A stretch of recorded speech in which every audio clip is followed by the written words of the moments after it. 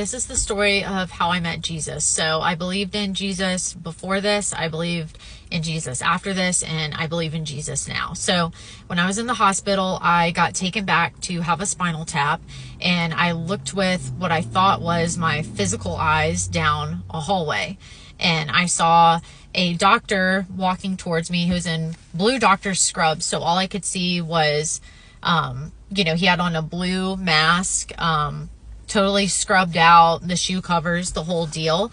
And he's walking towards me, totally normal. And as he gets closer, he holds out his hands by his sides, like this, as he's getting closer to me. And I noticed that there's some deep tissue scarring that he has. So it was like right here, just really deep tissue scarring on both of his hands. It almost looked like if you see someone who gets burned really severely and their skin heals, just that scarring and that pulling. And then he, walks up to me, and in my hospital bed, my head is here and I'm on my stomach because I'm about to get a spinal tap. So my body is laying this way, so head to legs that way, and the doctor is here, and then he walks to this side of my body, and I am looking at him like this, and I realize that I'm actually not in my physical body, right? Because I'm looking like this.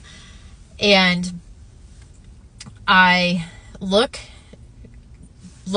up, and we lock eyes, and I immediately knew that it was Jesus. It was the most overwhelming feeling and experience that I've ever had in my life. And he just was looking at me, and I could tell that he was smiling under his mask, like a closed mouth, like just warm smile, even though I couldn't see it. His eyes were like a green kind of color. He had brown, kind of wavy, curled, like crimped hair. Looked Arab. He looked Middle Eastern, which, is where he's from. So of course that's, his ethnicity, as he walked the earth. And so we meet eyes, and then he takes his hands like this.